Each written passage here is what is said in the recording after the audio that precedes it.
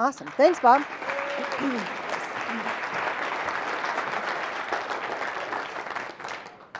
How many of you have ever had a bad boss?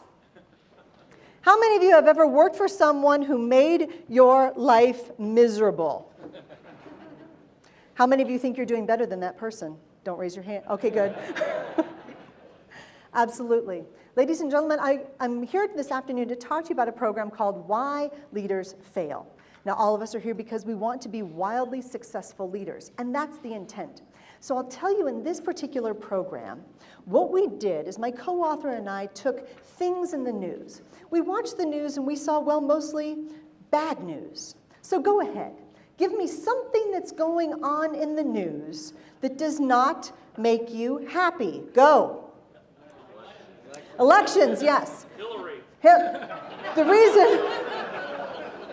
The reason we have such a vitriolic campaign right now, ladies and gentlemen, is because people feel as though their current elected officials have let them down. They have been deceived by false promises, lack of communication, and lack of transparency. Does this sound like one of your bad bosses? Perhaps. What else is in the news that makes us, well, unhappy? ISIS, yes. ISIS is absolutely a leadership failure by countries who failed to impose standards when they should have. It is a failure of governance to allowing security breaches to happen when they should not have happened. Great, give me another one. No precipitation. What? No precipitation. No precipitation. That's God leadership right there. It's right there. Good, I like how you're playing. Good, give me another one. Syria, yes. The entire civil war that's been going on in Syria for 6 years is an absolute leadership failure by countries not just in that region, but around the world. So the big question, ladies and gentlemen, is, do you think good people, when put into leadership positions, do they want to fail? Our premise is that they don't. That we think that good people, when put into leadership positions, want to succeed. But in many cases, they just don't know how. Or things they do inadvertently sabotage what it is they're trying to achieve. So my co-author and I were sitting in a conference just like this, kind of like this, and he looks at me one day and he says, you know what, leadership is really hard. And I looked back at him and I said, it really is difficult. And he said, I wonder why it's so hard, and I wonder if we could make it. So part of the thing we try to help our younger leaders with now is channeling them to the right resources. One of the things we also try to teach our younger leaders is look at your bosses, look at your leaders, and look at how you are best supporting them. I took over as the chief of police of Barbers Point Naval Air Station. I kept pressing. I said, well, how serious does this have to be? I mean, is this major surgery? Is this an open heart situation?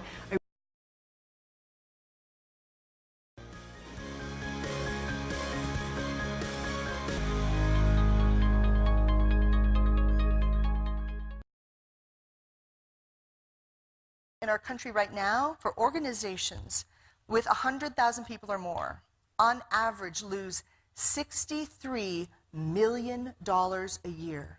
Because of miscommunication, because people didn't know exactly what they were supposed to do.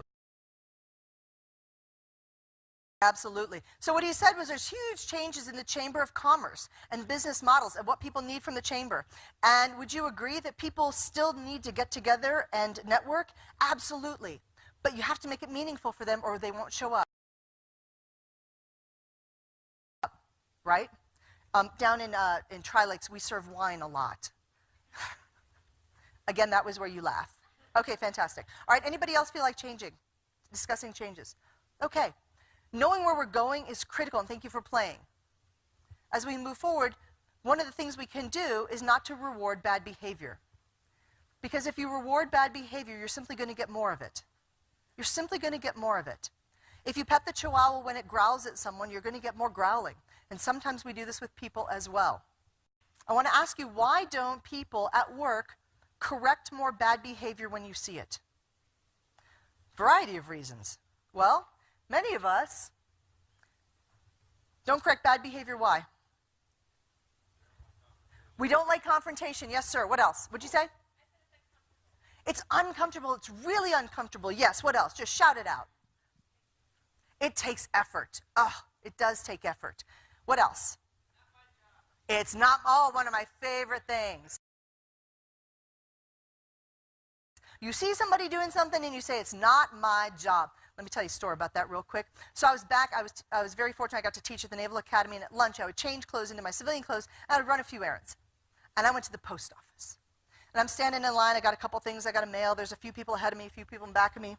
And a lady walks in and she just walks right to the head of the line. Now, I was raised in Texas, which is kind of the South. Is there anybody else from the South here? Yeah, so we try to be polite when we tell people something, so I thought it'd be helpful. See, this is where I start to drawl in the presentation, y'all can tell.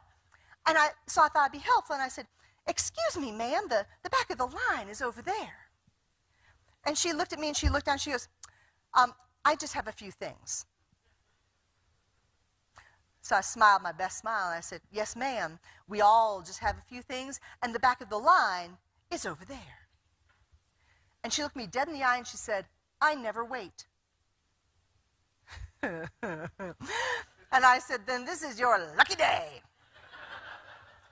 The back of the line is over there. Now, I have to tell you folks, I have that cartoon bubble in my head that it should not be what comes out. And the cartoon bubble in my head said, Navy commander arrested for assault at post office. And she grumbled and went to the back of the line. And everybody in line's like looking down at their stuff, smiling, you know. And I get up to the postal clerk, and she's snickering. She's like, that was great. And I said, well, why don't you tell her to get to the back? A little bit about our seniors. Oh, our seniors. What are some characteristics that define our seniors? Come on, millennials, go for it. Let's do this side of the room first, please. Yep, what? Entrenched. Okay, lovely. Seniors, come on, don't be shy. This is super fun. To rescue, enter Bailey. Exactly. So Bailey is blind in one eye. I'm pretty sure he was owned by an older woman because he immediately bonded with my mother. And every time my mother would walk out of the room or even walk outside to get the mail, Bailey would have a little accident. And then he'd roll in it. And it didn't matter what kind of accident it was. He would roll in it. Now, Bailey's adorable. My parents really liked him, but they called me in absolute desperation just a few weeks after they got him. And they said, Mary the dog whisperer, you've got to do something. They're in Texas. They're in Dallas. So I got on a plane, and I flew into Love Field, and I drove in, and I said, you know what, clearly the problem is Bailey's not going out often enough. So I take Bailey out, nothing happens. I take Bailey out, we stay outside for 20 minutes, nothing happens. We go back inside, my mom walks in the mailbox, roll. So after I washed the dog 4 times in one day, I said, Mom, Dad, I don't know if this is going to work, but I think Bailey needs a woman. This is Lily. Lily had been kept in a crate for her whole 3-year life. She had been used as a puppy mill. Her jaw had been broken. Her tongue hangs out at awkward angles, and she had never had the right time. It doesn't matter if you've got really good intentions if you don't deliver things at the right time. Where are my people who've ever lived in government housing? Anybody ever live in government housing? Yes, ma'am. Government housing? Fantastic. Whether the military... Hoping nobody notices. Some of you have these people in your organization. Let me talk about that for just a second. In your organization, you've got 3 kinds of people. You've got people with a positive vision, you've got people with a negative vision, you've got the status quos. People with a positive vision wake up every day and say, this is fantastic, every day is better than the one yesterday. I can't wait to make a difference in the world. I can't wait to get to work and do what we get to do because we get to play with hydrogen, and we get to split atoms, and that's going to make fuel. I think. I think.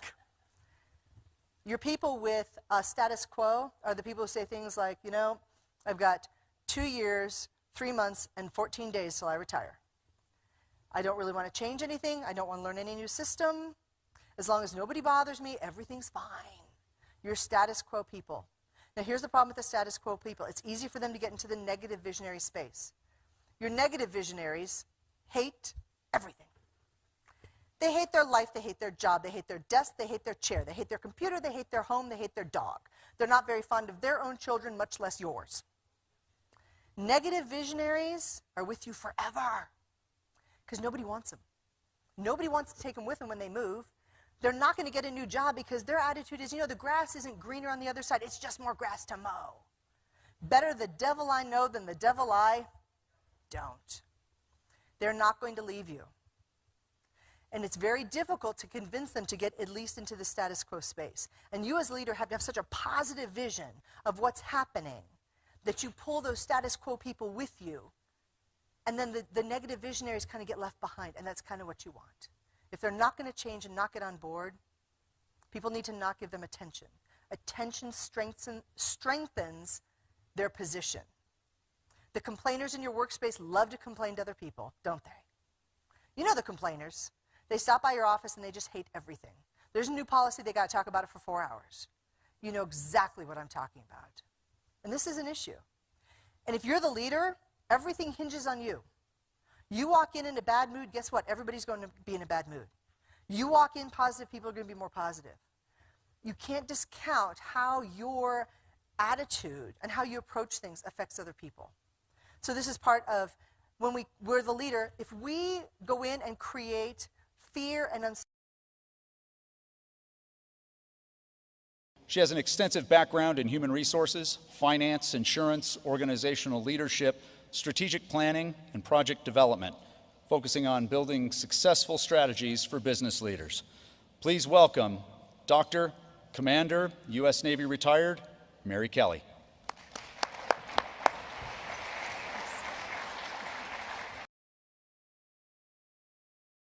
We should not be surprised when they either don't meet them or don't exceed them.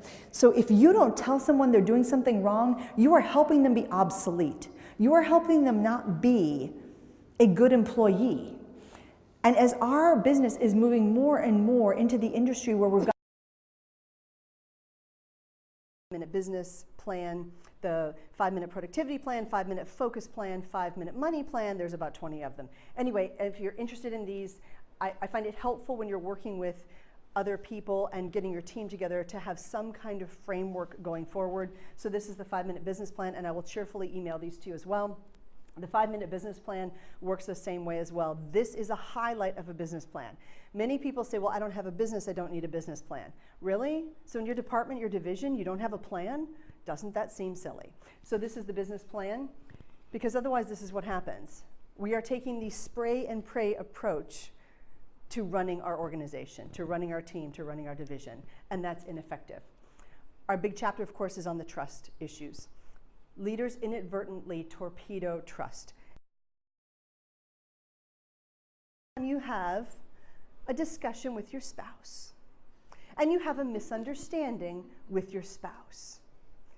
And you say, but the onus of the communication rests solely and completely on me. We have to communicate in a way the receiver understands and really gets it. So I'll just tell you folks, because we're all family here, sort of, ish.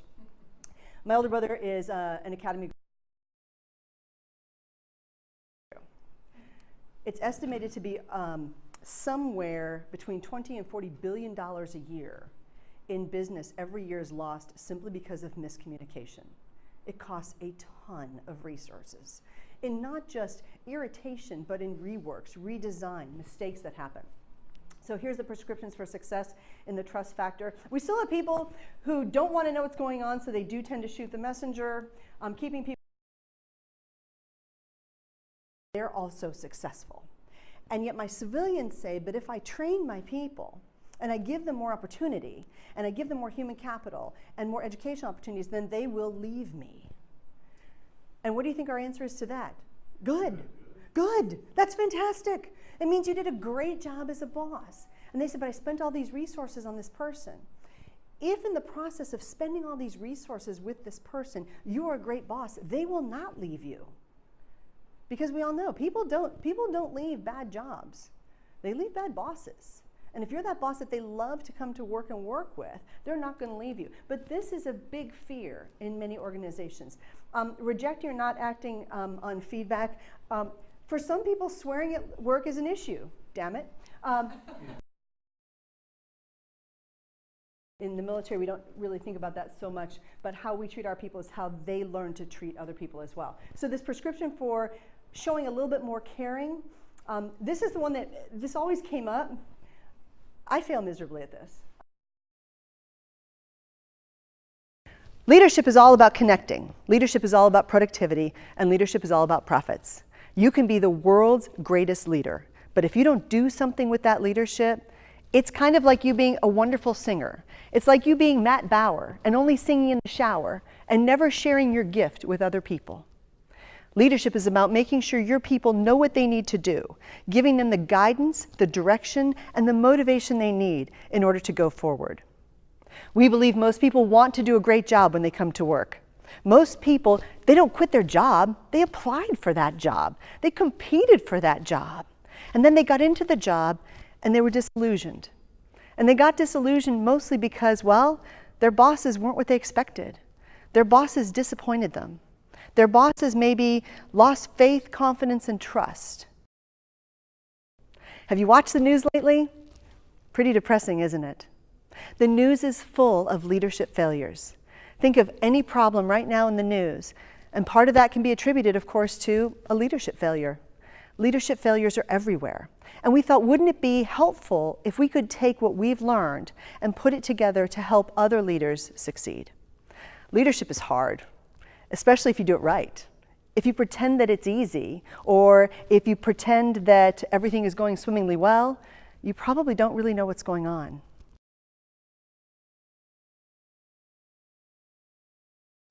And in fact, if you send someone on to another command and they should know things and they don't, those people are going to call you back and say, why didn't you train this person better? And yet in the civilian world, some leaders are afraid to train their people because they're afraid, if I train this person, if I invest in their professional development, they could, well, leave me. So we have two answers for that. First, if they leave you, good for them. Congratulate them on finding another great opportunity. And if they're leaving you because your work environment isn't what it should be, then maybe we could work on that. Worried about being seen as caring executives. They're worried that if people see them as too soft, that they won't have the respect that they should have. And we believe very strongly that you can be a great leader and be a very caring leader. And in fact, you must be a caring leader to be a great leader. Talk about leadership and a few ways we can be more productive with the resources, time, and people we have. Many of us have been asked over the years to do more with less, and the reality is that's tough when the requirements are still there. We're going to talk about ways you can help your teams. I'm going to combine the very best of my two leadership books, Why Leaders Fail and Master Your World. And together we're going to have tools, techniques, and templates that will save you time, save you effort, reduce stress, increase morale, and increase productivity in the workplace. One of the top concerns of leaders today are ways they can encourage their employees to give them their best efforts at work. Many employees want their bosses to give them good feedback in a way that's helpful and constructive. I'm going to give you the words and the forms and other methods you can use with the people around you to get the best possible results. Our focus, of course, is on leadership. You're all great leaders, and I look forward to seeing you in February. Thanks a lot.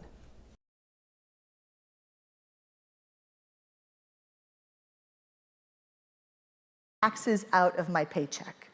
So I know what it's like when you and your family worry about bills all the time.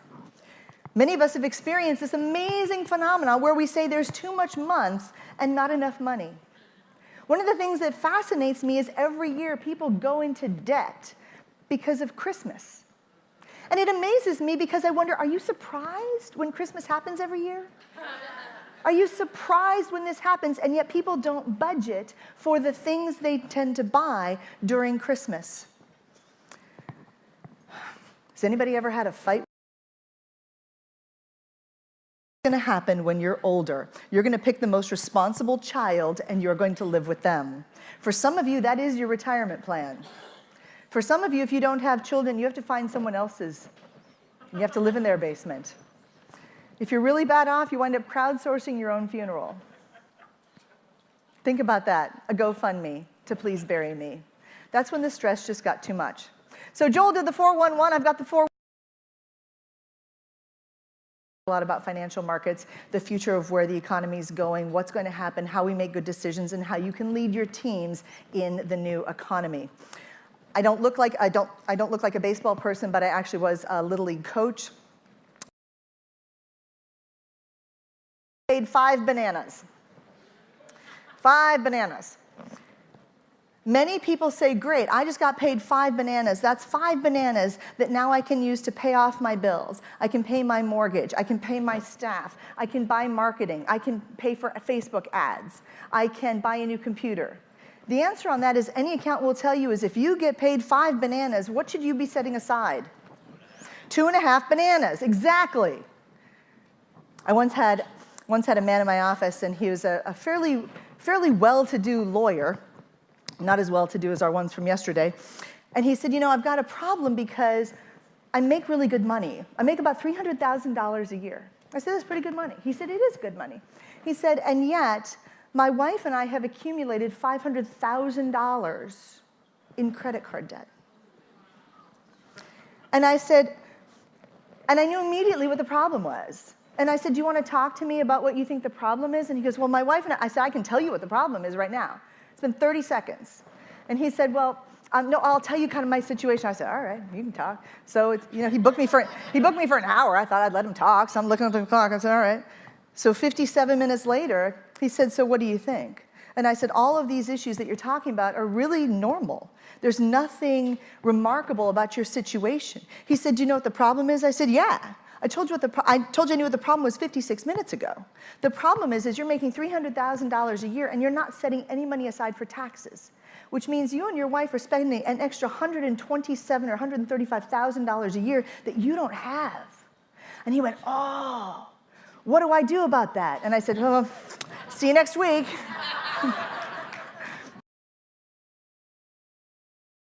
We do. There's going to be days we can't work. Some of you have already experienced this. Some of you have had health issues, or your spouse has had health issues, or you've had to take care of an older parent, or a child, or someone else. That sometimes bad things happen to good people, and we have to plan for that. We also have to plan for a time when we're not working anymore. And it's hard for us sometimes to plan for this because it just doesn't seem like it's that fun. Please make sure you watch out for your own retirement. After this, I'm going to migrate into an economic brief, and I'm going to talk to you and give you a few statistics that are going to be a little bit alarming about why we need to pay so much attention to our own retirement. So very quickly, the good news, you all know about that, but the good news now is that you can now have an IRA for your spouse even if they are not generating income anymore. That is a new change. If you are still eligible to contribute to a Roth IRA, I think it is the #1 singular best thing your government has done for you because it allows money to grow tax-free forever, a Roth IRA. No, you don't get any tax deductions for it right now, but if you can still contribute to a Roth, you're not making that much anyway. It's under about $160,000 for a married couple, or about $110,000 for a single person. So if you can still contribute to a Roth, simply because that money gets to grow and grow and grow. You get dividends, it stays in the Roth. You get capital gains, they stay in the Roth. That money grows tax-free forever. And unlike a regular IRA, you don't have to take that money out if you don't want to, because you've already paid taxes on the income that went into that account to purchase those assets. So the government goes, okay, got it, we're never getting taxes out of you, fine, do whatever you want. You can leave it to your kids, you can leave it to your grandkids, you can create a legacy somewhere, you can do whatever you want with that money, but it grows tax-free forever under the umbrella that is a Roth. Now, a traditional IRA is also very helpful for a lot of people.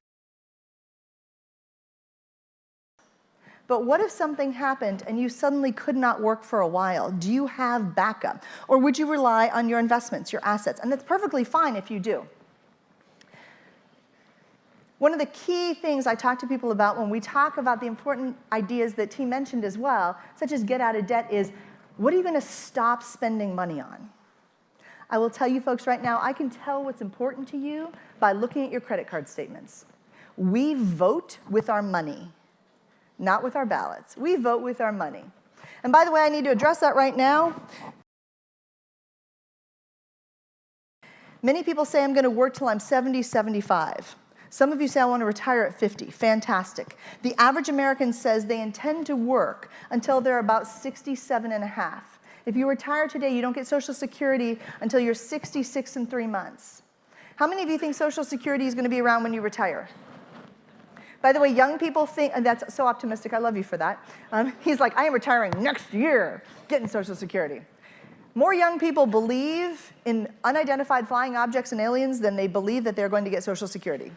I think they're probably correct by this. Social Security, by the way, is projected to start running out of money and not being able to pay full pensions for the people who are promised to be in that retired status by 2024. And that they're only going to be able to pay out 87% of what they think they're projected to have to pay. By 2034, it's down to 79%.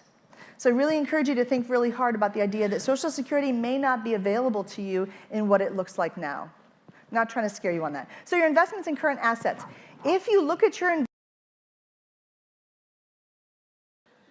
If you don't understand the difference between a stock and a bond, you don't need a brokerage or a margin account where you're buying stocks or bonds on a day-to-day basis and day trading. If you don't understand your investments, they are wrong for you. Quick note on credit cards, and I throw this in there because many people don't know how credit card companies make money. Credit card companies make money on fees, they make money on the interest they charge you, but the big amount of money they make is merchant fees. That 3% or 6% that they charge you when somebody wants to buy your goods and services in the back of the room and you put on a credit card, that's where they make the bulk of their money. The other part that people don't understand is there's a grace period on your credit card, but that grace period only exists if you have a zero balance. So if you're paying off your credit cards every month, fantastic. But if you've still got maybe an expenditure on your credit card and then you have to replace your washer and dryer, it may not be the right credit card to put that expenditure on at that moment. Does that make sense? If you think you're not going to be able to pay it off at the end of the month. So real estate. Just for a second on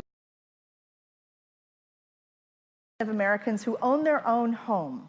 Their real estate represents over 65% of their total wealth amount. What that means is your home truly is your castle.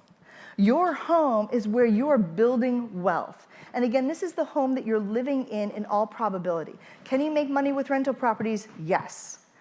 But the idea is once you get a home and you're in a given location for 3 to 5 years, that may be the time to buy. People often ask, well, should I buy if I'm only going to be in an area for a year or 2 years? Unless you're pretty good at real estate and you really know what you're doing, the answer may be it's better off for you just to rent for a while, take the money that you would have paid in terms of the full amount of a mortgage and sock that away for your next down payment. That was a question someone asked me to address last night. And then vacation planning are fun. Many times we take those vacations like Joel was talking. I've been on that cruise ship, by the way, and they disposable income, however, is lower, partly because of wages and the salaries that were being paid have only increased by 0.5% over the past year. Consumer confidence remains relatively the same, which means people are not on wild exuberant expenditures, but it's not terrible either. Far fewer people are upside down on their house. It's now less than 12%. During the recession, it was as high at one point in time as 28, 29%, and that's a lot. Upside down in your house means that you owe more on the house than the house is valued at that time. So let's say you bought a house for $200,000 and you still owed $180,000 on that, and all of a sudden they said, well, you may owe $180,000, but it's only worth $120,000. That's what being upside down in your house means. Uncertainty is high. And right now, we're going to see probably a 0.75 increase spread out over 3 different rate hikes between now and the end of the year. That's the Mary Kelly prediction. It is based on nothing more than me rolling dice with a wine glass in my hand. But I'm pretty sure that's how the Federal Reserve does it anyway, so there we go. That means your mortgages are going to be more expensive. 30-year mortgage rate, please, please, please, please, please, while mortgage rates are still very, very low. Some of us remember what mortgage rates were like in the 1980s, 12, 18, 20%. And now people are worried about the difference between a 3.1 and a 3.6% mortgage. I'm like, take the fixed rate. Take the fixed rate mortgage. We also look at things like building permits. There's a current shortage of housing in the United States, which is causing the rental market to go up. So if you have a rental property, good for you, because you can now demand more in terms of a monthly payment. We're seeing more first-time home buyers. Why? Because our young people who are living in your basement have saved up enough money to buy their own homes. And because we still have fairly inexpensive starter homes and interest rates continue to be low, this makes a whole lot of sense for them. Here's 5 cities that have the highest amount of growth in terms of price. Only 1% will be considered wealthy. 1%. Only 4% will have enough money to get them through retirement without relying on charity, friends, or relatives. 63%, folks, are dependent on their retirement in their retirement years with Social Security, their friends, their relatives. 63%. And if you start working at age 25 today, 29% by the time they're 65 simply won't be around. So some of you are thinking, well, that's good news because then we don't have to pay their Social Security. Oh, come on, that was funny. We economists don't get a whole lot of humor. How much do you need to save for your retirement? This is, again, a slide that many of you may want to pay attention to. 20 years after you retire, then you only need to have about $1.3 million. Only. It's only the first million that's tough. Maybe. If your budget's a little bit higher, if you spend about $10,000 a month, and people say, well, oh, but when I retire, I'll be spending less money. Not necessarily true. Now have you ever noticed when you have more free time, you spend more money? Yeah, you do. You absolutely do. So if you think you're spending only about $10,000 a month, and you're going to live to be about 30 more years, then you need about $2.2 million. And these are numbers that we frequently don't look at. This is what our personal savings rate looks like. I'm just going to get through these really quickly. Couldn't make it home. If you got hit by the bus, if you had an accident, if you had a health emergency, what would happen to you, your family, and your business? Many people say, if I make a will, we might die, and I don't care because I'll be dead. Yes. I have many people say, well, I don't care because I'll be dead. My family can just do whatever they want. Really? You worked all your life for these resources. You worked all your life to create family dynamics and relationships. And then you die, leaving them in abject chaos, misery, and at a time when they are the most vulnerable, you're asking them to make all kinds of decisions without any guidance. Is that fair? Is that responsible? It really isn't. So many people say, well, it won't happen to us. This is Colorado. There were people who had, when we had the Black Forest fires and the mountain shadow fires, people had, in some cases, less than 5 minutes to grab everything that was important and get out of their house. If you had to get every single thing, every document that was important to you and grab it quickly, could you run out of your house in under 5 minutes? So I have to tell you how this whole thing started, and I have about 35